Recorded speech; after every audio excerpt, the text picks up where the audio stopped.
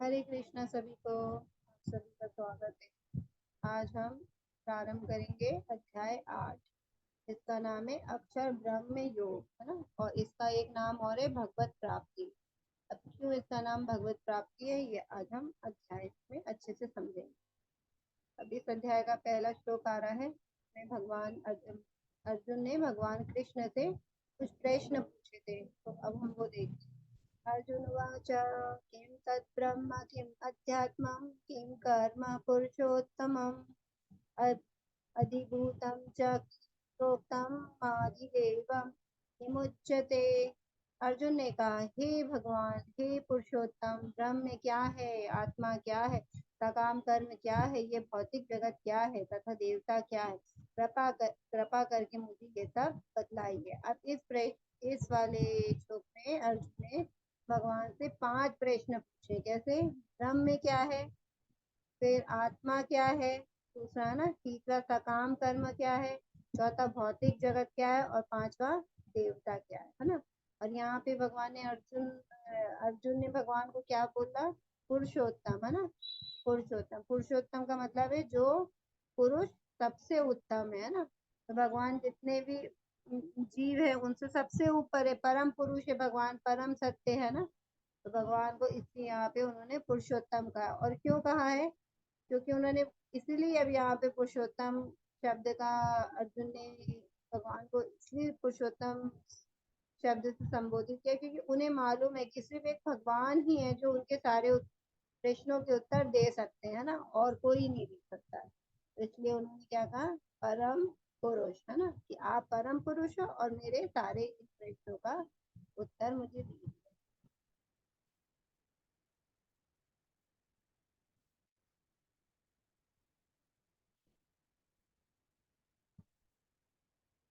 हे मधुसूदन, अब यहाँ पे अर्जुन और प्रश्न कर रहे भगवान से ना। हे मधुसूदन, यज्ञ का स्वामी कौन है, और वह शरीर में कैसे रहता, और मृत्यु के समय भक्ति में लगे रहने वाले आपको कैसे जान पाते। अब यहाँ भी अर्जुन ने 3 प्रश्न पूछे इस वाले श्लोक में।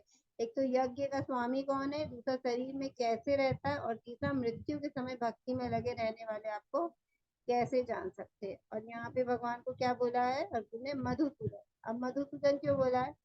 क्योंकि भगवान ने मधु नामक जो एक दैत्य था, है ना, दानव था, उसको भगवान ने मारा था। तो भगवान क्या कहलाए थे? मधुसूदन। तो अब यहाँ पे मधुसूदन इसलिए कह रहा है कि मेरे मन में जो भी ये प्रश्न आए, है ना, जो अज्ञान आ गया है, ये राक्षस दानव के रूप में आएंगे ये, तो आप इनका दमन करो और मुझे ज्ञान दो। इसलिए भगवान को यहाँ उन्होंने मधुसूदन बोला। अब ये प्रश्न आया कहाँ से ना अर्जुन के मन में? ये सारे शब्द, आदि देव कौन है, भौतिक प्रकृति क्या है, ये सब अर्जुन के मन में कहाँ से आए ये सब प्रश्न? जब अभी अभी हम 7वां अध्याय कल पढ़ रहे थे ना, तो उसमें जो 29 श्लोक था, आखिरी के जो 2 श्लोक थे ना, 29, उसके अंदर ये भगवान ने मतलब अर्जुन से ये शब्द कहे थे ना, जरा मरण मरना मोक्षाया मामाश्रित्य यतन्ति ये ते ब्रह्म तद्विदु कृष्णम अध्यात्म कर्म चाखिलम।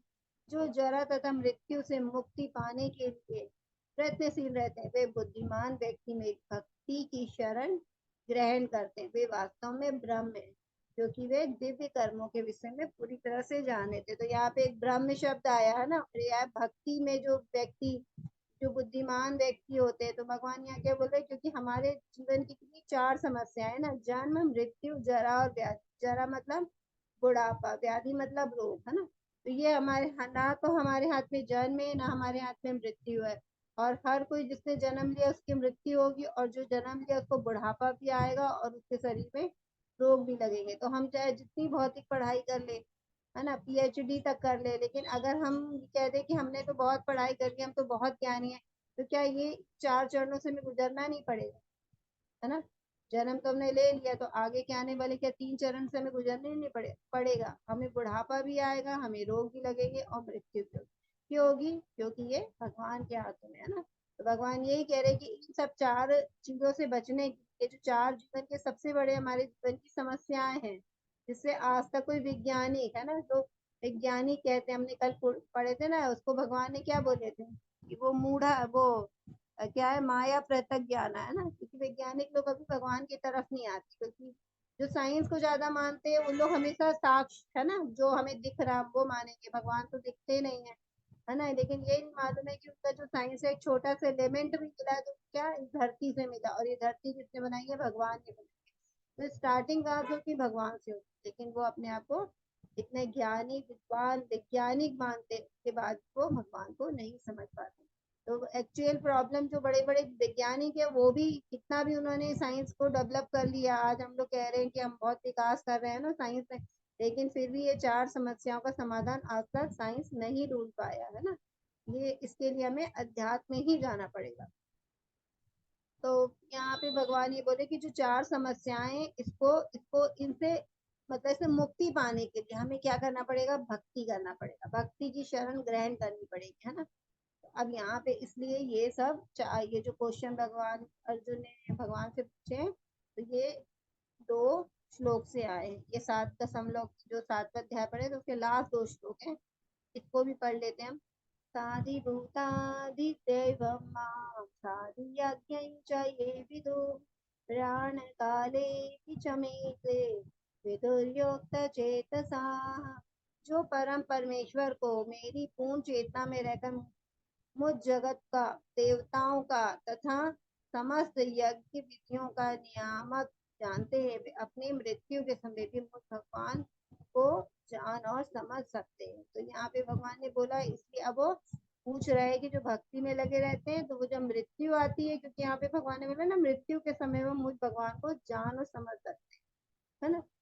और देवताओं की बात कर रहे हैं यहाँ पे, है ना, यज्ञ विधियों की। तो अब वो यही सब क्वेश्चन आया है कि ये जगत क्या है ना, और अध्यात्म क्या है, और मृत्यु के समय भगवान को कैसे याद कर सकते हैं। तो हम यहाँ पे इस सूची के द्वारा है ना, सारणी के द्वारा हम समझते हैं। देखो अर्जुन का पहला प्रश्न था ब्रह्म, है ना, आत्मा क्या है ना। तो भगवान ने क्या बोला? जीव अविनाशी, अविनाशी जीवित दिखाई, कि हम पढ़ रहे हैं ना कि जो जीव है जो भगवान का ही अंश है, वो भी क्या भगवान की तरह उसमें गुण है। और क्या गुण है? भगवान शाश्वत है, तो जो हमारी जो आत्मा है ना, जो हमारी जो ब्रह्म कहलाती है, जो मतलब हमारे शरीर को नहीं बोल रहे हैं यहाँ पे, जो हमारे अंदर आत्मा है जो पूरे शरीर को एक्टिव बना के रखी। अगर आत्मा नहीं होगी इस शरीर में तो क्या वो शरीर काम कर पाएगा, हिल पाएगा? नहीं। केवल आत्मा के शरीर में आने से ही वो क्रियाशील हो जाता है ना, क्रिया कर पाता है। तो वो जो जीवित इकाई है जो आत्मा है वो भगवान का अंश है। वो कैसी है? वो भी भगवान की तरह क्या? अविनाशी, मतलब उसका नाश नहीं हो सकता है, और वो हमेशा जीवित रहने वाली। और मैंने पढ़ा था ना, वो शस्त्र नहीं मार सकती कोई, है ना, उसको खंड खंड नहीं किया जा सकता। हमने दूसरे अध्याय में आत्मा की जो हमने गुण पढ़े थे तो उसमें ये सब भगवान ने बताया था। तो यहाँ पे भगवान कहते हैं जो ब्रह्म है वो आत्मा को बोला गया, ठीक है। अब अध्यात्म क्या है? क्या है? जीव की प्रकृति। हर एक व्यक्ति का एक अपना स्वभाव होता है ना, तो ये उसको अध्यात्म, ठीक है। फिर एक कर्म और फलदायी गति, है ना, कर्म फिर क्या? तन की ओर ले जाने वाले कार्य। हम यहाँ पे जब से हमारे भगवत गीता हम शुरू करें तो भगवान ने कर्म योग किया था। तो कर्म क्या है? कर्म यही है, तो हम अपने शरीर से जो भी कार्य करते हैं वो कर्म होते हैं। फिर अधिभूत, है ना, अधिभूत क्या है? तो अधिभूत को क्या बोला भगवान ने यहाँ पे? एक्चुअली संस्कृत में उन्होंने एक टेक्निकल लैंग्वेज यूज किया, शब्द यूज किया है ना, वो है भौतिक प्रकृति। जो हम ये संसार में जो भी प्रकृति देख रहे हैं वो भौतिक प्रकृति कहलाती है, और उसी को भगवान ने अधिभूत कहा है। फिर अधिदैव, है ना, अधिदेव क्या है? तो यूनिवर्स फॉर्म, जिसमें सभी देवता शामिल है, मतलब अधिदेव जो होते हैं वो सभी देवता जो एक मतलब होते हैं उनको बोला जाता है, जिसमें सभी देवता शामिल होते हैं, ठीक है। फिर अभी अधियज्ञ ना, अधियज्ञ मतलब अधियज्ञ पूछा तो त्याग का भोग करने वाला है ना। तो भगवान को यहाँ पे परमात्मा को अधियज्ञ। फिर परमात्मा कहाँ रहता है? तो सभी के हृदय में रहता है। ये अभी हमने और भी एक अभी हम जानेंगे इसके बारे में, और भी श्लोक आएंगे, 18वें अध्याय में भी आएगा। फिर मृत्यु के समय कृष्ण को कैसे याद किया जा सकता है ना, तो कैसे याद किया जा सकता है? जीवन भर स्मरण का अभ्यास करके। अगर हम कह दें कि अगर भगवान को, कृष्ण को याद करना है ना, लेकिन हम उसको, अगर हम मृत्यु की सैया पे है और हम कहेंगे, सब बोलेंगे कि हमें क्या याद आए, कोई भी सोच के देखें, है ना, तो हमें वही चीजें याद आती जो हमने जिंदगी भर करी, जिसको हमने अभ्यास किया है वही चीज याद आएगा। क्योंकि हम एग्जाम में जाते तो हम वही आंसर लिख पाते हैं ना जिसका हम बहुत अच्छे से अभ्यास करके जाते हैं। बाकी अगर कोई हमारा बिना पढ़ा प्रश्न आ जाए ना जिसका हमने अभ्यास नहीं किया तो हम उसका आंसर कभी भी नहीं लिख पाते। तो मृत्यु के समय हमेशा हमें भगवान का, इसलिए भगवान ने बोले अभ्यास करना चाहिए। ठीक है, अब हम ये श्लोक नंबर 3 में चलते हैं।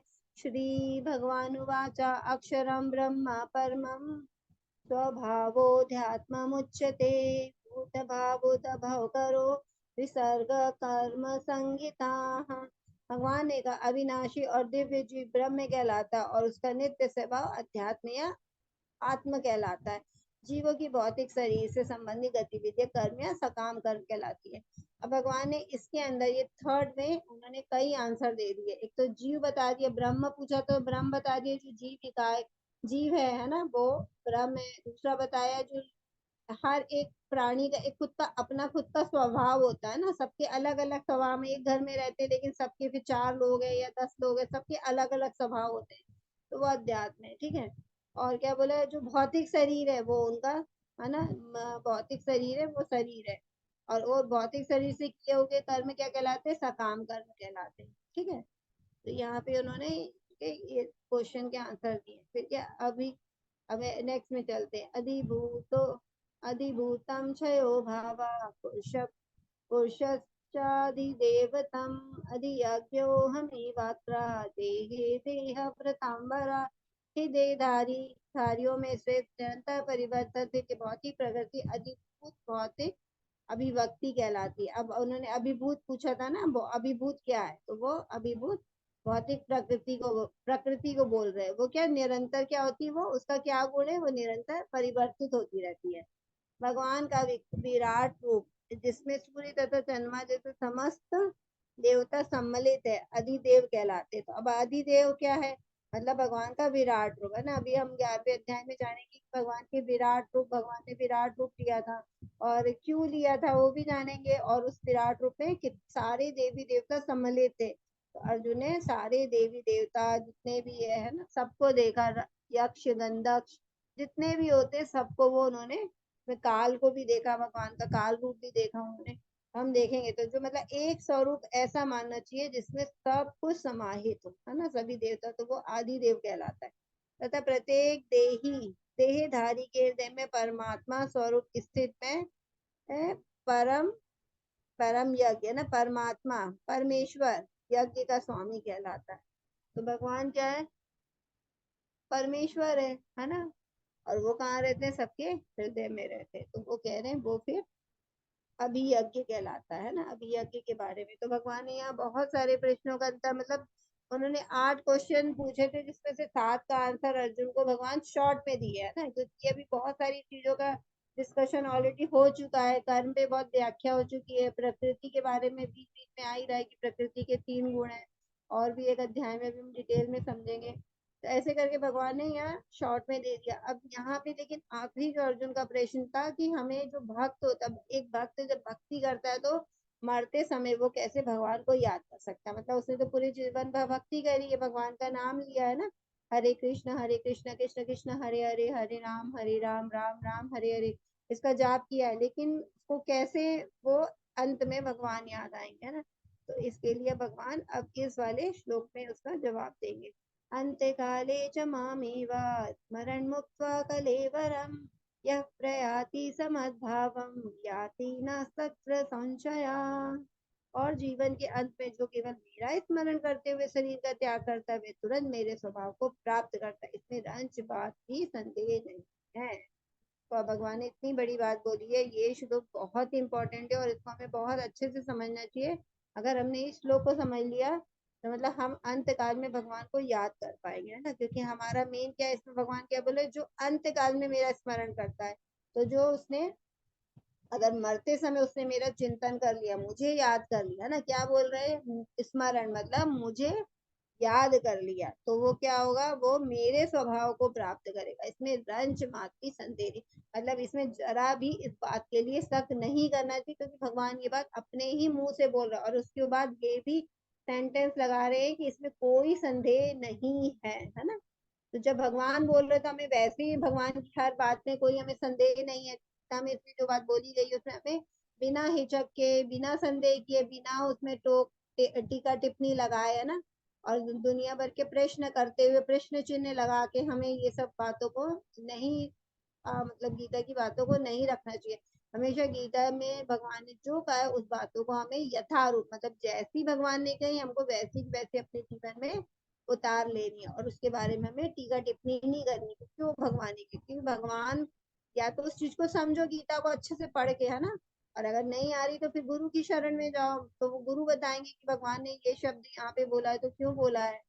और अगर फिर भी नहीं समझ में आती तो आप, अगर फिर भी आप अपने जीवन में उतार भी लेते हैं ना उसको, बातों को, तो फिर आप मतलब भगवान धाम जा सकते हैं। यहाँ पे भगवान ने यही बोले कि मेरे स्वभाव को प्राप्त होगा। अब जैसे यहाँ हम पिक्चर में देख रहे हैं, ये कौन है, भीष्म पितामह है। जब उनको जब युद्ध हो रहा था तो उनको बाणों की सैया दी गई थी, क्योंकि उनका तो इच्छा मरण का उनके पास अपने हिसाब से मृत्यु को पाने का उनके पास वरदान था ना, इच्छा मृत्यु का वरदान था। तो उनका कहना था कि जब दिन अच्छा आएगा, घड़ी अच्छी आएगी, जब वो अपने प्राणों को त्यागेंगे। तो वो बाण बाण उनको जो लगे थे तो वो उस सैया पे वो पड़े हुए थे। तो जब युद्ध खत्म हो गया, उसके बाद जब वो सूर्य उत्तरायण में आया तो फिर भगवान और पूरे पांडव उनके पास गए, तो भगवान का नाम लेते, भगवान सामने खड़े थे, तो भगवान को देखते देखते हुए, भगवान का स्मरण करते हुए उन्होंने अपने देह का त्याग किया। भगवान का मुंह में नाम था, दिमाग में, आंखों में भगवान की छवि थी, सामने खड़े थे भगवान, और दिमाग में भगवान का स्मरण था। तो ऐसे करके उन्होंने देह का त्याग किया, तो वो सीधे भगवत धाम धाम गए। अब यहाँ पे क्या दिखा रहा, अब यहाँ पे एक ये महाभारत से लिया गया है, तो हम समझेंगे सैकड़ों और करोड़। हाँ, तो यहाँ पे एक बार ये छोटी सी कहानी है कि ये जब ये वनवास में रहते हैं ना पांचों भाई पांडव, तो एक जगह उनको पानी लेने भेजते हैं युधिष्ठिर। तो सबके सब क्या होते हैं वहां पे एक देवता होते हैं जो भेद बदल के, यमराज जी भेद बदल के मुझसे क्वेश्चन पूछते हैं। तो फिर जो इस प्रश्न का आंसर होगा वही पानी यहाँ से ले जा सकता है, तो कोई भी उसका आंसर नहीं दे पाता। फिर युधिष्ठिर जाते हैं, तो युधिष्ठिर तो धर्म से ही चलते हैं ना, हर काम उन्होंने धर्म से ही किया उन्होंने। तो फिर उनसे एक प्रश्न करते हैं, तो उनका प्रश्न क्या था कि दुनिया में सबसे बड़ा आश्चर्य क्या है। वो पहले सोच विचार करते हैं ना, सबसे बड़ा आश्चर्य क्या है। फिर उन्होंने क्या बोला, बोले सबसे बड़ा आश्चर्य यही है कि हर कोई हमारे सामने मर रहा है, उसकी मृत्यु हो रही है, लेकिन फिर भी हर जो व्यक्ति जो देख रहा है वो एकदम निश्चित अपना जीवन जी रहा है, मतलब ये सोच के कर रहा है कि मेरी तो मृत्यु कभी आएगी नहीं। क्योंकि अगर वो ऐसा समझ रहा है कि उसकी मृत्यु आएगी, तो फिर उसे अपने मृत्यु की तैयारी करना चाहिए, है ना। हमें जाना है तो क्योंकि हम क्या लेके जाएंगे, कोई यहाँ पे जो भी हमारे पास है वो तो हम कुछ भी लेके जाएंगे नहीं, ना धन दौलत, ना ना ये जो हमारे परिवार के लोग हैं, हमारे रिश्ते नाते, वो तो हम ले जाएंगे नहीं। हम क्या लेके जाएंगे, है ना। अगर भगवत धाम जाना है तो भगवत धाम जाने के लिए हमें क्या है, एक ही चीज ले जाना पड़ेगा, वो है भगवान के नामों की पोटली, है ना। लेकिन हमारे पास तो क्या है, अगर हम भगवान का नाम ले ही नहीं रहे तो हमारे पास कहाँ से वो धन आएगा। तो इसलिए कह रहे कि सारी दुनिया देख रही है कि उनके सामने उनके बड़े बुजुर्ग लोग जा रहे हैं, लेकिन वो फिर भी निश्चिंत है, ये नहीं सोच रहे कि हमको भी जाना पड़ेगा। तो ये दुनिया में सबसे बड़ा आश्चर्य, क्या इंसान देख भी रहा है लेकिन फिर भी क्या हो रहा है, समझ नहीं रहा उस बात को। तो यहाँ ये लिखा, महाभारत में सैकड़ों और हजारों जीवित संस्थाएं हर पल मौत से मिलती है, लेकिन फिर भी एक मूर्खतापूर्ण जीवन जीने वाला खुद को मृत्युहीन समझता है। मतलब वो क्यों सोचता है कि अगर उसको लगता है कि मेरी मृत्यु होगी तो वो भगवान नाम लेगा, लेकिन वो क्या समझता है, मेरी मृत्यु होगी नहीं।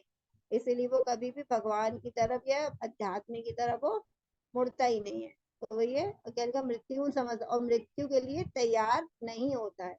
यह इस दुनिया की सबसे अद्भुत चीज है ना, सबसे बड़ा आश्चर्य है कि उसको लग रहा है। तो हमें क्या करना चाहिए, हमें हमेशा भगवत गीता अब ये अध्याय में क्या सिखा रहा है कि अगर हमारी मृत्यु होगी तो हमें मृत्यु से पहले अपनी हमें कैसी तैयारी करनी है, क्योंकि हम मृत्यु के बाद कहाँ जाएंगे, हम या तो अनेक योनियों में अपने कर्मों के हिसाब से हम भोग भोगते रहेंगे, या तो फिर हम भगवत धाम जाएंगे। और भगवत धाम जाने के लिए हमें क्या चाहिए, हरि नाम, भगवान का जो मंत्र, जो हरे कृष्ण कृष्ण कृष्ण हरे हरे, हरे राम हरे राम राम राम हरे हरे, ये जो हम मंत्र करते हैं, तो हम जितना ज्यादा ये नाम अपने इस जीवन में ले पाएंगे तो उतना ही भगवान के तरफ जाने की हमारी मार्ग हमारा उतना ही खुल जाएगा। अब यहाँ पे यही भरत महाराज का हमने एक दिन और लिया था ना, तो उसमें यही बताया। अब यहाँ भी आया कि भरत महाराज जो थे, है ना, हिरण से बन जाते हैं अपने पूरे परिवार को छोड़ के, क्या मैं भक्ति करूंगा, क्योंकि उनको मालूम होता है कि जीवन का उद्देश्य मेन क्या है, भक्ति करना है भगवान के लिए, भगवान नाम लेना है। तो वो अपने पूरे परिवार को छोड़ के, राजपाट जो कि राजा थे, सब कुछ उनके पास था, ऐश्वर्य है ना, सब कुछ, फिर भी वो त्याग करके भगवान के लिए भक्ति करने के लिए गए। लेकिन वहां पे एक बहुत छोटा सा बच्चा मिला हिरण का। एक तो हिरण वैसे ही सुंदर, फिर छोटा सा बच्चा, तो उनको बहुत दया आई। उनको ये भी लगा कि ये तो मर जाएगा, क्योंकि इनकी माँ भी नहीं है इसके पास। तो उसका लालन पालन करने लगे, और फिर वो धीरे धीरे बड़ा होने लगा। तो अब वो इतने आसक्त हो गए उसमें कि वो यहाँ पे अपना भजन जो जो करने के लिए आए थे, मेन उनका उद्देश्य था, वो अपना उद्देश्य ही भूल गए। और भगवान हिरण के चिंतन में, देखो यहाँ यज्ञ भी कर रहे हैं, तो चिंतन किसका हो रहा है, हिरण का हो रहा है। तो क्या भगवान को अगर ऐसी आहुति देंगे हम, तो क्या भगवान स्वीकार करेंगे? सिर्फ एक कर्म मात्र बन गया है ना। लेकिन ये मन से, क्योंकि भगवान को तो भाव से और मन से है ना जुड़ा जाता है, इसलिए तो हम यहाँ पे मन को स्थिर करने की बात करते हैं, क्योंकि मन जब स्थिर होगा तभी वो भगवान में लगेगा ना। मन बुद्धि हमारी भाव ये सब चाहिए भगवान को लगाने के लिए हमको, लेकिन ये सब चीजें हमको विचलित हो जाते हैं हम मन से, क्योंकि मन विचलित होते तो आगे की क्रियाएं भी हमारी भगवान में नहीं लग पाती। तो वो यहाँ पे हवन कर रहे हैं, लेकिन चिंतन मतलब ध्यान पूरा हिरण पे। फिर एक बार जब हिरण थोड़ा बड़ा होता है, तो वो अपने हिरण के साथ ही जो भाई होते हैं उनके, क्योंकि सबको अपने अपने झुंड में अच्छा लगता है ना, तो वो हिरण के झुंड में चला जाता है। अब वो फिर क्या होता है कि वो देखते, रात को एक बार उठते तो उनको हिरण मिलता नहीं है घर में, तो फिर उनको कुटिया में उनकी, फिर उनको बहुत हिरण को ढूंढने चले जाते हैं कि अरे मेरा हिरण कहाँ चला गया, रात में भटक रहा होगा, ये होगा। और इतना चिंता, जैसे माँ बाप है ना अपने बच्चों की कितनी चिंता करते हैं ना, तो ऐसी वो उनको उनको पाला था ना, थोड़ा बड़ा किया था, तो वो वैसे इतनी चिंता करते करते फिर क्या हुआ, जब वो फिर रात को एक पहाड़ से ऐसे वो गिरे, और वो मरते समय क्या कर रहे हैं, देखो इस पिक्चर में दिख रहे मरते समय। अब वो गिरे वहां से, तो उनके प्राण वहां पे निकल गए, तो वो हिरण का चिंतन कर रहे थे, तो अगला जन्म उनको किसका मिला, हिरण का मिला, क्योंकि वो मरते समय किसका चिंतन कर रहे थे, स्मरण कर रहे थे, हिरण का। तो ये भगवान ने यहाँ पे अभी वाले श्लोक में और स्पष्ट तरीके से बताया, यम यम वापी स्मरण भावा त्यजत्यन्ते कलेवरं तं तमेवैति कौन्तेय सदा तद्भाव भाविताः। हे कुंती पुत्र, शरीर त्यागते समय मनुष्य जिस जिस भाव का स्मरण करता है, वे उस भाव को निश्चित रूप से प्राप्त करता है। अब ये भी भगवान ने इस वाले अध्याय में बताया। एक तो मृत्यु के समय भगवान का स्मरण करना चाहिए, और फिर दूसरे अध्याय में क्या बोले, अगर तुम नहीं भगवान का स्मरण करोगे तो भगवान के पास जाओगे, लेकिन अगर किसी और चीज का स्मरण करोगे तो तुम उसी के जैसे बनोगे, है ना। क्या बोले, जिस भाव का स्मरण करोगे तो उस भाव को निश्चित रूप से प्राप्त होगा। तो यहाँ पे भरत महाराज ने हिरण का चिंतन किया प्राण निकलते समय, तो उनको अगला जीवन किसका मिला, हिरण की योनि में मिला, है ना। तो यहाँ पे इसलिए हमें अच्छे से समझना कि जब हम, अच्छा अगर हम मृत्यु के समय, तो हमने सुन लिया कि मृत्यु के समय में भगवान का नाम लेना चाहिए, तो हम ठीक है, जब मरेंगे जब हम ले लेंगे भगवान का नाम, तो क्या हमें याद आ जाएगा उस समय? किसी के पास ऐसा है कि हम मरेंगे तो हमें याद ही हो जाएगा, भगवान का नाम याद आ जाएगा? क्योंकि अगर याद होगा तो हम भगवत धाम चले जाएंगे। अब हमने ये तो समझ लिया अच्छे से इन दो श्लोकों में, तो हम आज से ऐसे ही करते हैं, बस बैठ जाते हैं। मृत्यु की तैयारी यही होगी कि जब मृत्यु आएगी, जब हम भगवान का नाम ले लेंगे, है ना। लेकिन यहाँ पे ऐसा नहीं हो सकता, क्योंकि हम जीवन भर जिस चीज का अभ्यास करते हैं, हमें अंत में वही याद आता है। अगर हमने जीवन में भोग किए हैं, है ना, अपने बच्चों में आसक्ति करी है, तो जैसे ही हमारा अंतिम समय आता है, एक तो हम वैसे ही कफ, बात और पित्त, है ना, हमारे तीन जो होते हैं, ये इतने हावी हो जाते हैं कि हम मुंह से हम आवाज नहीं निकलती है ना। बीमार रहते, कोई बेहोश की अवस्था में रहता है, तो उस समय हम क्या रहते हैं, थोड़ा अगर हमें रहता हमारा माइंड अगर चल रहा रहता है, तो हम अपने परिवार वालों का चिंतन करने लगते हैं ना। तो इसीलिए भगवान याद नहीं आते। तो हम जितना भगवान का अभ्यास अपने इस जीवन में, हमें इसलिए जब हमें समझ में आया कि भगवान का चिंतन, भगवान के नाम का जाप करना चाहिए, हमें उसी समय से भगवान के नाम का जाप शुरू कर देना चाहिए। क्योंकि हम जितना अपनी जिंदगी में जितना ज्यादा अभ्यास करेंगे ना, जैसे मैंने बोला था पेपर में जाते एग्जाम देने, अगर हम पढ़कर नहीं गए, साल भर पढ़ते हैं तब जाके पेपर देने जाते हैं ना फाइनल, अगर साल भर नहीं पढ़े तो हम पेपर में एक शब्द भी नहीं लिख पाएंगे। तो इसी प्रकार हम पूरे जीवन में जब उसका अभ्यास करते हैं, पढ़ते हैं, तभी जाके हम जो फाइनल एग्जाम है हमारा क्या है, मौत के समय हमारी जब मृत्यु होगी, वो हमारा फाइनल एग्जाम है। तो हम ये नॉर्मल भौतिक एग्जाम में ही बिना पढ़े जाते हैं तो नहीं लिख सकते, तो फिर वो तो फाइनल एग्जाम है हमारा। तो हमें जिंदगी भर उस एग्जाम के लिए तैयारी करनी, हरि नाम का जाप करना है, जिससे हम अंत में अच्छे से भगवान का नाम ले सकते हैं। हरे कृष्णा। माता जी आवाज क्लियर नहीं है क्या?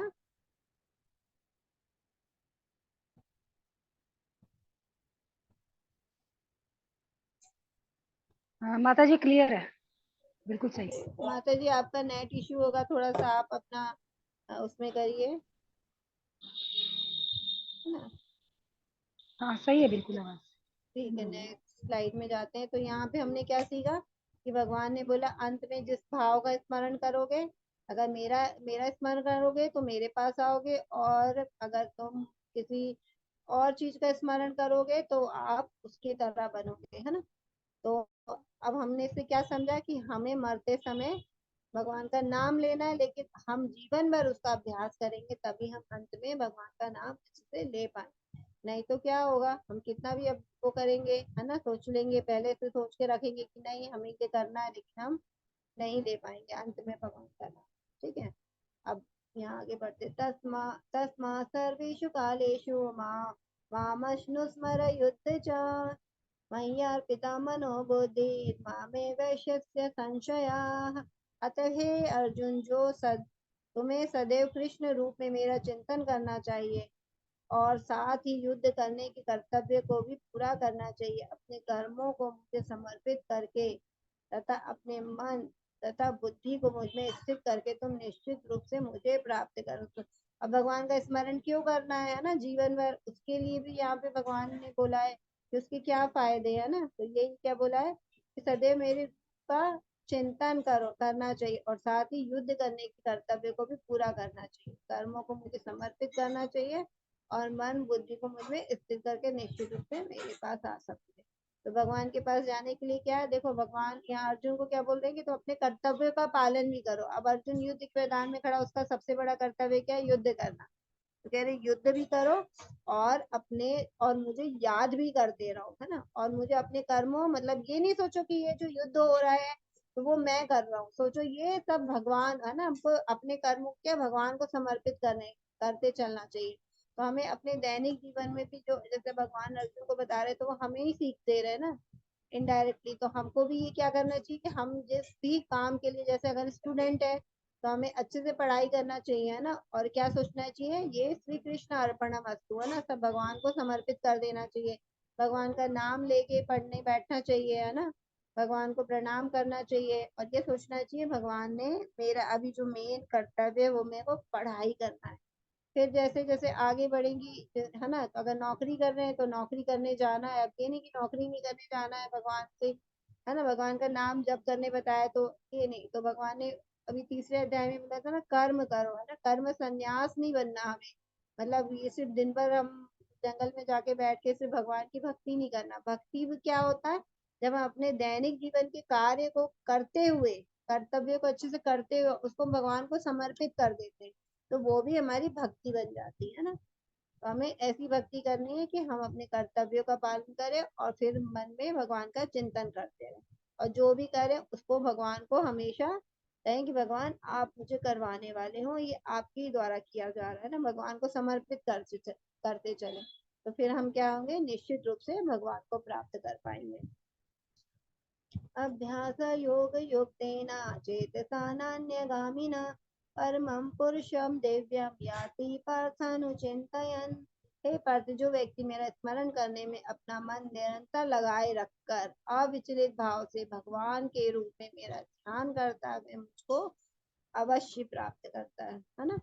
अब भगवान खुद ही बोल रहे हैं, अविचलित भाव का मतलब क्या बोला, मतलब स्मरण करो निरंतर, है ना, जिसका मन निरंतर, मतलब निरंतर मतलब हमेशा हर एक पल हमें एक सांस भी हमें भगवान के नाम के बिना नहीं जानी चाहिए। अब सोचेंगे कि हम अगर अपना काम कर रहे हैं फिर हम कैसे भगवान को याद करेंगे ना, तो ठीक है हम अपने काम जो है वो कर रहे हैं, लेकिन मन में भगवान को याद रखना चाहिए। और अविचलित भाव से, इसका क्या मतलब है कि हमें निरंतर नाम लेना है और बिना विचलन हुए, विचलित नहीं होना। मतलब अगर हमारे जीवन में सुख आए चाहे दुख आए, है ना, चाहे लाभ हो चाहे हानि हो, चाहे हमें जय मिले चाहे हमें कहीं पराजय मिले, हम किसी भी भाव में रहे, लेकिन हमें ये क्या भौतिक चीज है ना, क्योंकि अगर भगवान हमारे साथ है तो वो तो हमारा बुरा नहीं कर सकते ना। अगर हमें सुख और दुख कुछ भी आ रहा है तो वो क्या होगा, भगवान के प्रसाद के रूप में, भगवान की कृपा के रूप में हमारे पास आए, तो हमें उसको भी भगवान की कृपा समझ के उसको, भक्ति जो हमारे नियम है उसको करते करते ही, मतलब भगवान को ये भी समर्पित करते जाएंगे, तो वो पूरा क्या होगा, पूरा भगवान के लिए काम बन जाएगा ना, अकर्म बन जाएगा। जो हमने सीखा था कृष्ण भावना भावित सारे कर्म बन जाएंगे। तो इसलिए भगवान बोले अगर ऐसे तुम मेरा स्मरण करोगे तो मेरा ध्यान करोगे तुम मुझे अवश्य प्राप्त करोगे, है ना। अब यहाँ पे एक छोटी सी कहानी है, इसको समझते हैं। एक जैसे अजामिल की कहानी है, भागवतम से आती है ये कहानी।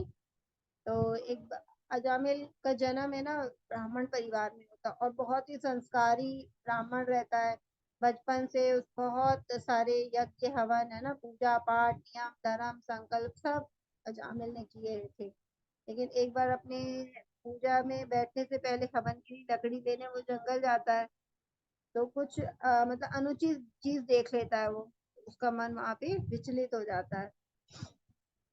तो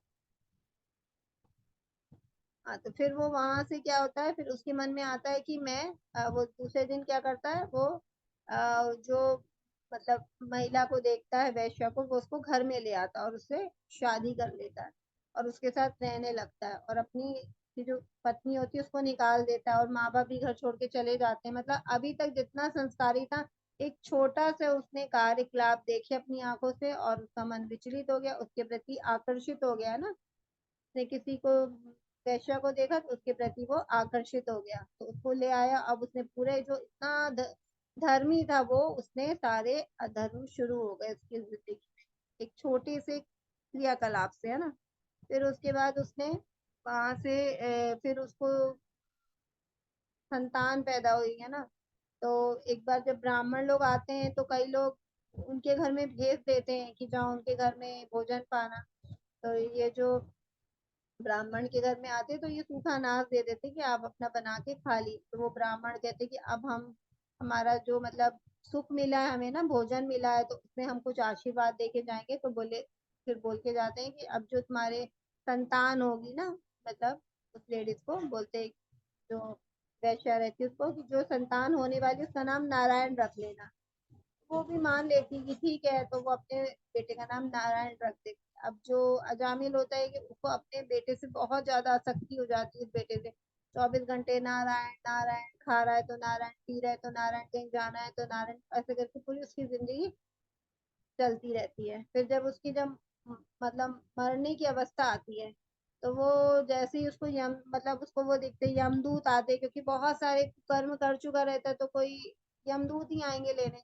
जैसे ही उसकी मौत का समय आता है तो यमदूत आते हैं, तो वो तुरंत घबरा जाता है और नारायण नारायण अपने बेटे को पुकारने लगता है। तो जैसे ही वो नारायण नारायण पुकारता है और उसके प्राण निकल जाते हैं, तो फिर क्या होते हैं, जो यमदूत आते हैं उसको लेने, तो उतने उसी समय भगवान के दूत प्रकट होते हैं और यमदूत को बोलते हैं कि अब तुम इनको हाथ नहीं लगाना, क्योंकि इन्होंने मेरा नाम लेके, नारायण के मतलब भगवान के पार्षद आते हैं, बोले भगवान का नाम लेके के इसने अंतिम सांस ली है। तो कहते हैं इसने तो आपका नाम लिया ही नहीं है ना, भगवान का नाम नहीं लिया, क्योंकि ये तो अपने बेटे को बुला रहा था ना। तो देखो नाम का इतना, फिर भगवान बोलते ठीक है, मुझे भगवान तो समझ सकते हैं ना, क्या भगवान नहीं समझेंगे इस चीज को कि वो अपने बेटे को बुला रहा था, मतलब भाव मेरा भाव नहीं था, लेकिन नाम किसका था, नारायण भगवान का था। तो भगवान का नाम भी कितना, मतलब भगवान के नाम में कहते हैं भगवान के पूरे गुण होते हैं, है ना। भगवान का नाम और भगवान के रूप से कोई भी अंतर नहीं होता है ना। तो वो नाम लेने से फिर दूत उनको फिर यमदूत नहीं, फिर जो भगवान के दूत थे वो उनको लेकर गए, ठीक है। फिर भगवान ने कहा कि अच्छा ठीक है, तुमने भगवान का नाम लेके ना अंतिम सांस लिए, तो एक ये तो बहुत थे खराब काम, अधर्मी, तो फिर भगवान अधर्मी को कैसे स्वीकार करेंगे? तो फिर उनको उन्होंने एक मौका दिया, बोले ठीक है धरती पे जाओ और मतलब फिर आप भगवान का जाप करो, है ना, भगवान के नाम का। तो फिर उसने पूरी जिंदगी भगवान की भक्ति करी और इतना भगवान का नाम लिया, फिर भगवान खुद उसको अपने विमान में लेके गए, है ना। जब उसका अंतिम समय आया तब उसको स्वीकार किया। तो मतलब हमें इस कहानी से क्या शिक्षा मिली कि भगवान का नाम जो उसने इस भाव से भी नहीं लिया था, मतलब भगवान का नाम कितना बलशाली है कि भगवान अपने इस नाम से ही मतलब ले जाते, भले वो भाव में नहीं था तो उसको एक मौका मिला। अगर वो भगवान का नाम नहीं लेता तो फिर तो सीधे नरक में ले जाते, है ना, और नरक में जाके उसको यातना है, और फिर पता नहीं कितने जन्म, जन्म मृत्यु ऐसे उसका चलता रहता, वो फिर पता नहीं कब भगवत धाम जा पाता नहीं। तो फिर समझो उसको एक मौका दिए और फिर वो अपने साथ भगवत धाम ले गए। तो भगवान का नाम लेना बहुत ही मतलब पवित्र है, भगवान का नाम, और भगवान के नाम से और भगवान के रूप में और भगवान खुद में, इन तीनों में कोई भी अंतर नहीं। ये चेतन चरितमृत में कहा गया है। तो इसलिए हमें कभी नहीं समझना चाहिए कि भगवान का नाम भगवान से कुछ कम है ना, भगवान अभिन्न है, तो सेम ही है, कोई अंतर नहीं दोनों में। मनुष्य को चाहिए कि परम पुरुष का ध्यान सर्वत्र पुराता नियंता लघुत्तम से लघुत्तम प्रत्येक के पालन करता समस्त भौतिक बुद्धि से परे अचिंत तथा नित्य पुरुष के रूप में करे। वे सूर्य की भांति तेजवान है और इस भौतिक प्रकृति से परे है, दिव्य रूप है। अब भगवान का चिंतन हमें क्यों करना चाहिए ना, उसके यहाँ पे लाभ बता रहे भगवान अर्जुन को कि मनुष्य को क्या करना चाहिए, ध्यान सर्वत्र हमेशा करना चाहिए ना, क्योंकि भगवान क्या है, अत्र तत्र सर्वत्र, है ना, भगवान सब जगह है। और पुरातन है, मतलब बहुत, भगवान जब थे, जब ये धरती नहीं थी तब भी थे भगवान, अब ये धरती एक समय के बाद नहीं रहेगी तब भी भगवान तो रहने वाले। तो सबसे पुरातन है, नियंता, सब चीज के कंट्रोलर है ना, हमारे भी कंट्रोलर है, ये बहुत प्रकृति दिख रही है उसके भी कंट्रोलर, हर चीज के कंट्रोलर भगवान है। फिर लघुत्तम से भी लघुत्तम, छोटे से भी छोटा, प्रत्येक के पालन करता है ना, सबको पालन करने वाले भगवान ही है, और समय भौतिक बुद्धि से परे अचिंत्य तथा नित्य पुरुष के रूप में भगवान। जैसे सूर्य होता है ना, जहाँ सूर्य होता है वहां पे क्या अंधेरा नहीं होता, है ना, और वो सूर्य क्या खुद इतना तेजोमय होता है, इतनी तेज रोशनी होती है, हम तो डायरेक्ट आंखों से अपनी तेज की तरफ मतलब सूर्य की तरफ देख भी नहीं पाते ना, इतनी रोशनी। तो भगवान भी सूर्य के भांति दिव्य है ना, तेजवान है। अब यहाँ पे देखो बताया गया है कि जैसे ये पहली फोटो है, इसमें ब्रह्मा जी भी क्या कर रहे हैं, भगवान का चिंतन कर रहे हैं। हम जब भागवतम पढ़ते हैं ना तो उसमें आता है कि जब आ, भगवान का अवतार लेने वाला था तो पृथ्वी बहुत अत्याचार हो रहा था ना, ये धरती, तो जब ये धरती ये गाय के रूप में गई ब्रह्मा जी के पास कि मुझे बचाओ, बहुत अधर्मी लोग हो गए हैं, तो फिर वो जाके क्या किए ब्रह्मा जी, भगवान के पास जाके प्रार्थना करते हैं और फिर भगवान उनके हृदय में ज्ञान देते हैं और कहते हैं कि मैं कृष्ण के रूप में जन्म लेने वाला हूँ, है ना। तो भगवान ब्रह्मा भी भगवान विष्णु की स्तुति करते हैं, और यहाँ देखो शंकर जी है, शंकर जी हमेशा राम राम करते हैं ना, उनके जो मेन किस मंत्र का जाप करते हैं ना, तो यहाँ पे वो भी भगवान का चिंतन करते हैं। और हमेशा जो पार्वती मैया है उनको हमेशा भगवान की कथाएं सुनाते रहते हैं भगवान। अभी और भी भागवतम में भी ये चीज आई, और भी ग्रंथों में ऐसा कहा गया है कि शंकर जी हमेशा जब भी बात करते हैं पार्वती माता जी को, जो भी कुछ सुनाना रहता है तो वो भगवान राम की कहानी सुनाते हैं। फिर मामुपैत्य पुनर्जन्म दुःखालयम शाश्वतम नाप्नुवन्ति महात्मानः संसिद्धिं परमां गताः। मुझे प्राप्त करके महापुरुष जो भक्ति योगी है कभी भी दुखों से पूर्ण इस अनित्य जगत में नहीं लौटते, क्योंकि उन्हें परम सिद्धि प्राप्त हो चुकी है। और भगवान ने यहाँ पे क्या बोला, दुखालय में शाश्वत, है ना, किसको बोला है, ये भौतिक संसार को, है ना, दुखालय। जैसे विद्यालय में विद्या मिलती है ना, और क्या बोल सकते हैं एग्जाम्पल, तो ऐसे ही दुख खालय है ना, दुख खालय में क्या मिलेगा, दुख ही दुख मिलेगा। तो भगवान खुद ही बोल रहे हैं ये संसार क्या है, दुख खालय। और अशाश्वतम, अशाश्वतम मतलब ये नित्य नहीं है ना, ये कभी भी नष्ट हो जाता है। अब हम लोग देखते हैं यहाँ पे कभी भी, अभी कोरोना आ गया था तो कितना दुख है संसार में ना, और हर व्यक्ति को जिसको पूछने जाएंगे तो उसको कुछ ना कुछ दुख लगा ही है। तो कोई ऐसा व्यक्ति नहीं मिलेगा जिसको रियल दुख है ना, मतलब जो सुख दिख रहे हैं हमको, वो कब हमारे वो सुखी जो हमें सुख है वो ही कब दुख में बदल जाते पता नहीं चलता, है ना। जैसे भागवत में कथा आती है कि ब्राह्मण रहते हैं, उनको पुत्र नहीं होता है तो वो बहुत दुखी होता है, बहुत दुखी होता है, तो मेरे को पुत्र मिल जाएगा तो मैं सुखी हो जाऊंगा। लेकिन जब पुत्र हो जाता है भगवान की कृपा से, है ना, वो हवन वगैरह करते, जब पुत्र हो जाता है तो फिर क्या होता है, वो उनको मारता है, पीटता है ना, उनके साथ मतलब बहुत बेकार मतलब गंदा व्यवहार करता है। तो क्या है, अब वो जो सुख था जब वो पैदा हुआ था तो उनको कितना सुख महसूस हो रहा था कि कितना बड़ा सुख है, लेकिन देखते ही देखते क्या हुआ, वो सुख दुख में, कितने बड़े दुख में बदल गया। मतलब जब भगवान ने नहीं दिया था तो उनको लग रहा था कितना बड़ा दुख है, अब हो गया तो उसके बाद उससे भी बड़ा दुख हो गया, वही है ना। तो इसलिए ये जो हमारे जो सुख हमको छोटे छोटे दिखते हैं ना कि हमें सुख है, लेकिन ये क्या दुख मिश्रित सुख है। अगर ये सुख हमारे कब दुख में बदल जाएंगे हमें पता भी नहीं चलेगा। तो कुल मिला के ये दुखालय है, यहाँ पे हर आदमी को आज दुख ही दुख है ना। और ये ये जो भौतिक सृष्टि है ये शाश्वत भी नहीं है, कभी भी नष्ट हो सकती है ना। तो इसलिए हमें क्या करना चाहिए, भक्ति करना चाहिए। तो भगवान कह रहे भक्ति जो योगी होता है उनको कोई भी दुख नहीं मिलता, क्योंकि क्या होते हैं वो मेरे जगत में आ जाते हैं ना। अब जिन जो हमारा परमानेंट घर है अगर उसमें हम रहेंगे तो कोई हमें निकाल नहीं सकता। तो हमारा परमानेंट घर क्या है, भगवान का धाम। अभी तो हम यहाँ घूमने आए बहुत ही प्रकृति में, है ना, क्योंकि हमने कर्म ऐसे करे थे तो भगवान ने हमको यहाँ भेज दिया। लेकिन हम यहाँ रहने वाले नहीं है ना, क्योंकि फिर हमारा हमें मेन कहाँ जाना, भगवान के पास जाना, भगवत धाम जाना। तो उसके लिए हमें क्या करना पड़ेगा, भक्ति करनी पड़ेगी। तो यहाँ पे यही कह रहे हैं कि जो भक्ति करता है उसको ये दुख दुख मतलब उसको दुख नहीं मिलते और वो मेरे परम धाम को प्राप्त होता है ना। फिर इस जगत में सर्वोच्च लोक से लेकर निम्न तक सारे लोग दुखों के घर है, जहाँ जन्म तथा मरण का चक्कर लगा रहता है। किंतु हे कुंती पुत्र, जो मेरे धाम को प्राप्त कर लेता वह फिर कभी जन्म नहीं लेता, है ना। तो वही चीज भगवान ने आगे कंटिन्यू करे। अब उनको बता रहे हैं कि जो स्वर्ग है, स्वर्ग में देखो ऊपर के जो लोग हैं जो स्वर्ग कहलाते हैं, है ना। अब वहां स्वर्ग में भी जाओगे तो उच्चतर लोग हैं, वहां भी क्या है, अब चलो बहुत अच्छे कर्म के तो देवता बन जाओगे, ठीक है ना। लेकिन क्या होगा वहां पे, या फिर वहां पे आपको भेज दिए जाओगे अपने सुख भोगने के लिए, अच्छे कर्मों का जो फल है उसको भोगने के लिए। लेकिन क्या होगा, फिर आपको वापस उस धरती में आना पड़ेगा और फिर आपको जन्म लेना पड़ेगा, क्योंकि जन्म मृत्यु जो है ऐसे ही ये चक्र चलता रहेगा, चाहे आप स्वर्ग के राजा ही क्यों नहीं बना दिए जाओगे, है ना।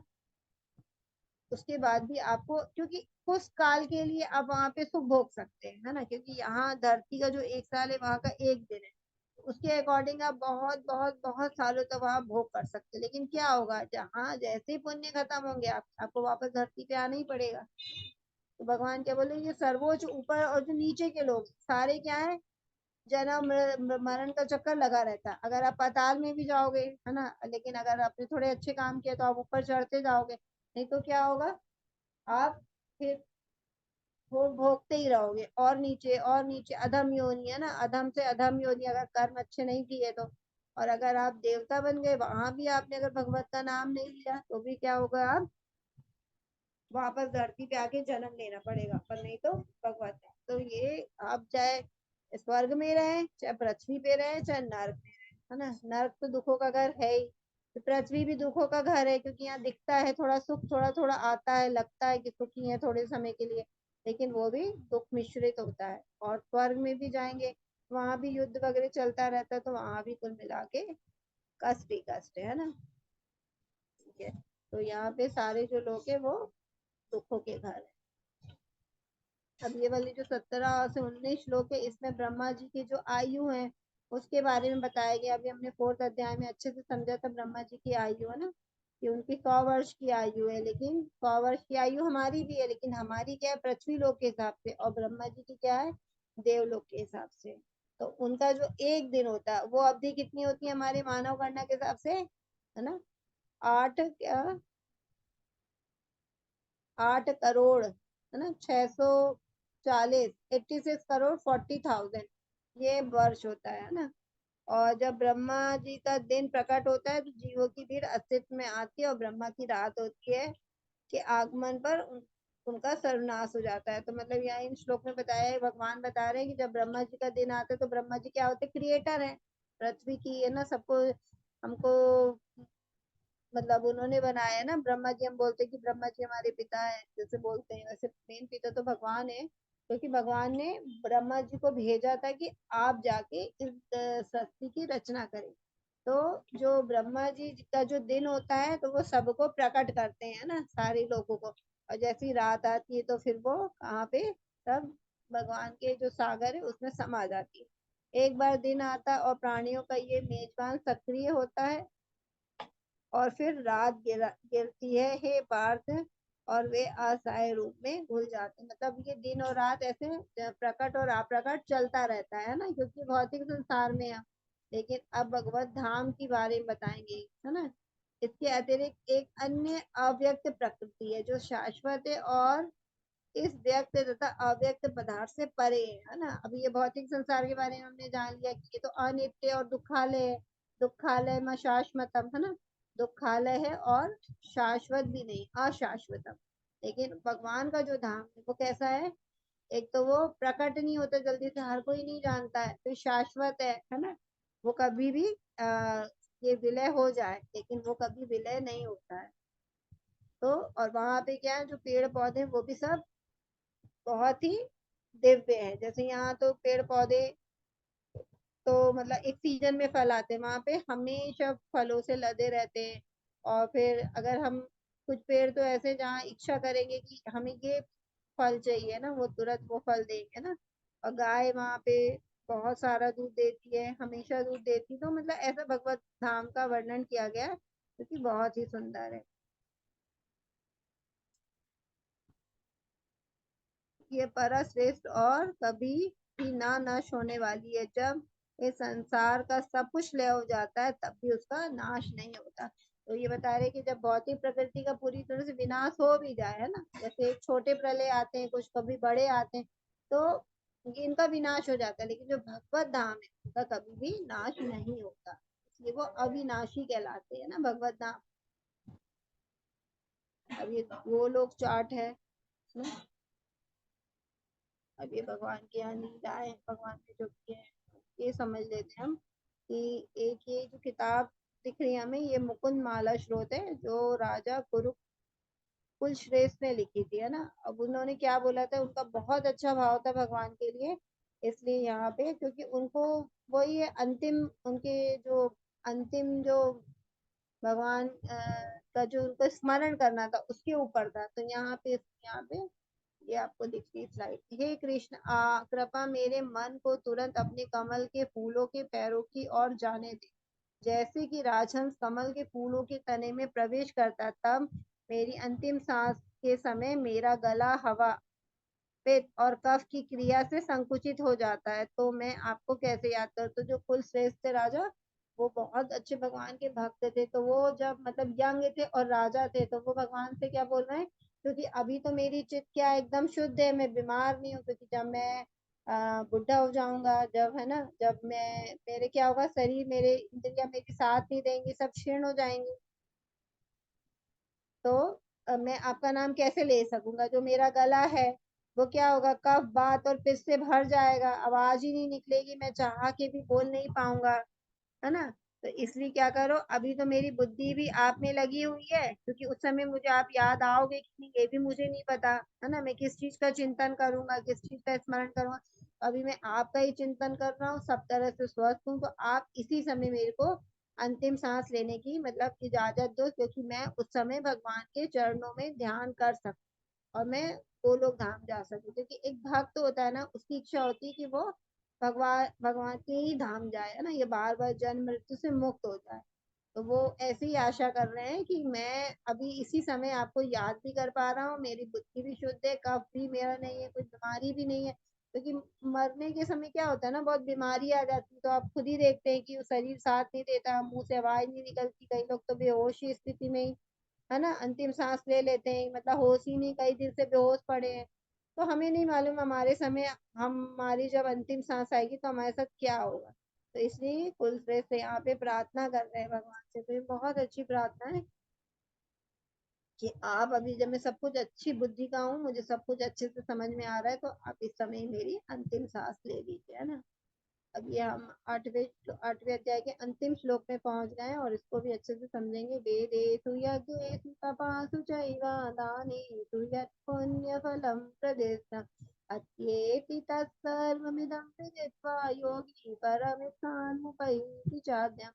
जो व्यक्ति भक्ति मार्ग स्वीकार करता है, वेदाध्ययन, तपस्या, दान, दार्शनिक तथा सकाम कर्म करने से प्राप्त होने वाले फलों से वंचित नहीं होता, वह मात्र भक्ति संपन्न करके इस समस्त फलों की प्राप्ति करता और अंत में परम नित्य धाम को प्राप्त होता है। अब यहाँ पे भगवान भक्ति करने का बहुत बड़ा मतलब हमें फल बताएं। क्या है कि जो भक्ति कर को स्वीकार करता है, जो भक्ति करता है, उसको वेदाध्ययन करने की से जो भी जितने भी जिंदगी पर उसने वेदाध्ययन किए होंगे, है ना, उन सब का फल उसको सिर्फ भक्ति करने से मिल जाएगा। जो भी जिंदगी में वो तपस्या किया, सबका फल उसको भक्ति करने से मिल जाएगा। उसने जो भी दान किया है, जो भी सकाम कर्म किए हैं, तो उन सबको उसको सारे फलों का उसका मतलब खाली वो भक्ति कर रहा है, ये सब अगर वो करेगा तो उसके भी फल उसको भक्ति से मिल जाए, है ना। तो हमें सोचना चाहिए अगर हम भक्ति करते हैं तो ये सब चीजें उसमें ऑलरेडी समाहित है ना। तो ये सब करने की हमें आवश्यकता नहीं है, भक्ति में ही लगे पूरी जिंदगी तो हमें वेदाध्ययन से जो फल मिलेगा भक्ति से मिल जाएगा। तपस्या, दान, सकम सबके फल हमें खाली भक्ति मार्ग को अपनाने से ही मिल जाए। ठीक है, ये मात्र भक्ति संपन्न करके इन समस्त फलों की प्राप्ति करता है और वे परम नित्य धाम को प्राप्त होता है। अब परम नित्य धाम क्या है ना, भगवान परम नित्य है, तो भगवान का धाम क्या है, परम नित्य धाम। तो जो भगवान के धाम को जाता है, जो भक्ति करता है, उसको सारे वेदाध्ययन तपस्या का फल मिलता है और वो सीधे क्या होता है, समस्त फलों को प्राप्त करके सीधे खाली सिर्फ मतलब भक्ति करने से ही सब चीज के उसको फल मिल जाते हैं। मतलब वेद अध्ययन करने की जरूरत नहीं, उसका भी उसको फल मिल गया, दान का भी मिल गया, सबका मिल गया सिर्फ भक्ति करने से, है ना। और भक्ति के भगवान के नाम का जाप करने से और स्मरण करने से भगवान को। और हमें जाप किस मंत्र करना है, हरे कृष्णा कृष्णा कृष्णा हरे हरे, हरे राम राम राम हरे हरे, है ना। क्योंकि ये महामंत्र है और इसमें भगवान का नाम है, जो भगवान के नाम और भगवान में कोई अंतर नहीं, है ना, इसलिए हम भगवान के नाम का जाप करते हैं।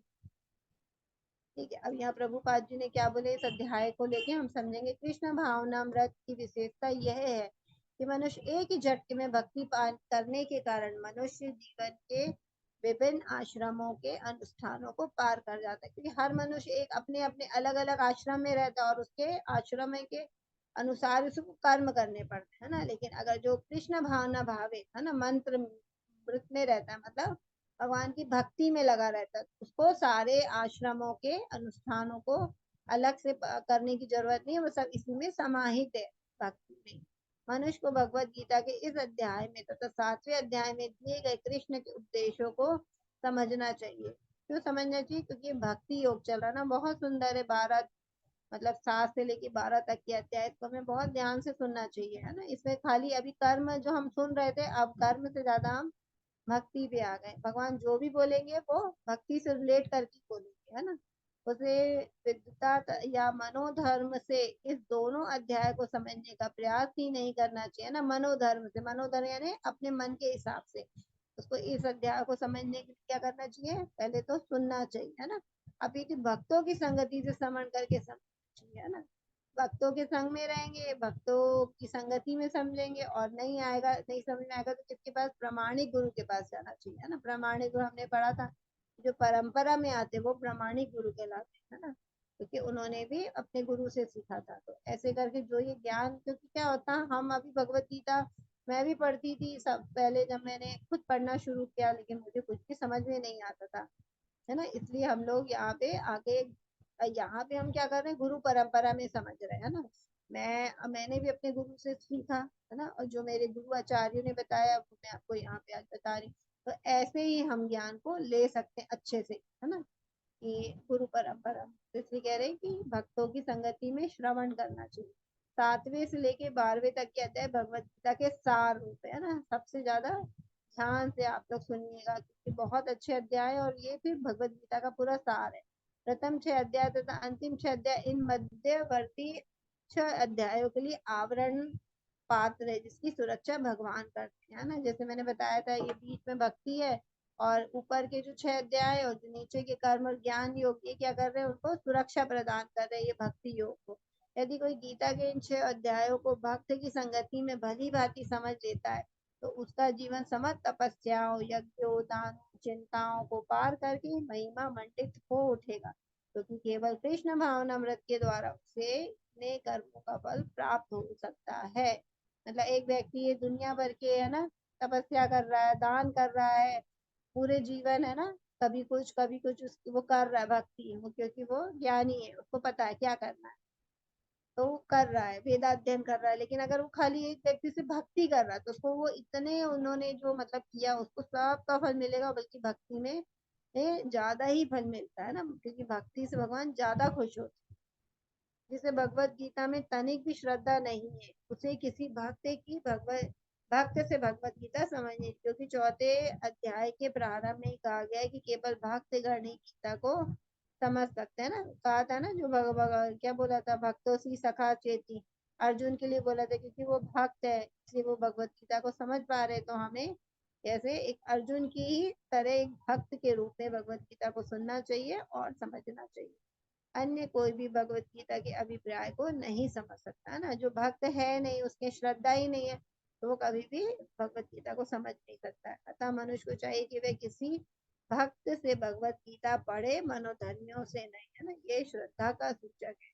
बस यहाँ पे ये बोले प्रभुपाद जी ने कि हमेशा हमें भक्तों की संगति में पढ़ना चाहिए, है ना। और भक्त भी कैसे होने चाहिए, जो परंपरा में आते हैं, क्योंकि अगर वो परंपरा में आते, अगर मान लो भक्त तो है लेकिन उनको भी उन्होंने कोई परंपरा नहीं चूज गई, तो वो मनोधर्म से ना, मतलब भगवान ने क्या कहा और उन्होंने अपने अपने मन से उसको मान लिया कि हाँ इसका मतलब ये, इसका मतलब ये, ऐसा नहीं। तो रियल में मतलब है हमें उसको ही समझना, उसको ग्रहण करना, अपने मन से नहीं बनाना, क्योंकि समझ में नहीं आ रहा तो हम कभी कभी अपने मन से लगा देते कि हाँ ठीक है ऐसा होगा, होगा नहीं, हमें जो है उसको ग्रहण करना है ना, जो एक्चुअल है उसमें। तो वो हमें कैसे प्राप्त होगा, गुरु के संगति से, है ना, भक्तों की संगति से और गुरु के समर्पण से ही प्राप्त होगा। हरे कृष्णा, है ना। अब आज हमने क्या समझा इसका सारांश में जानते अध्याय का। अर्जुन के 8 प्रश्नों के जवाब दिए भगवान ने, ठीक है। फिर मृत्यु के समय कृष्ण को याद करना चाहिए ये बताया। योग मिश्रित भक्ति द्वारा कृष्ण को याद करना, फिर शुद्ध भक्त द्वारा कृष्ण को याद करना ना।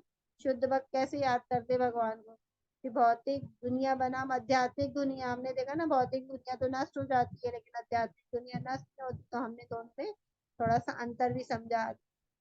फिर कृष्ण प्राप्ति शुद्ध भक्ति का वर्चस्व, है ना, कृष्ण प्राप्त करने के लिए हमें शुद्ध भक्ति करनी पड़ेगी, क्या भगवान ने स्वयं इस अध्याय में सब चीज हमको स्पष्ट रूप से बताया। हरे कृष्णा कृष्णा कृष्णा हरे हरे, हरे राम राम राम हरे हरे। हरे कृष्णा माता जी। हरे किसी को कृष्ण माता जी। हाँ जी, हरे कृष्ण। किसी का प्रश्न है तो आप पूछ सकते हैं।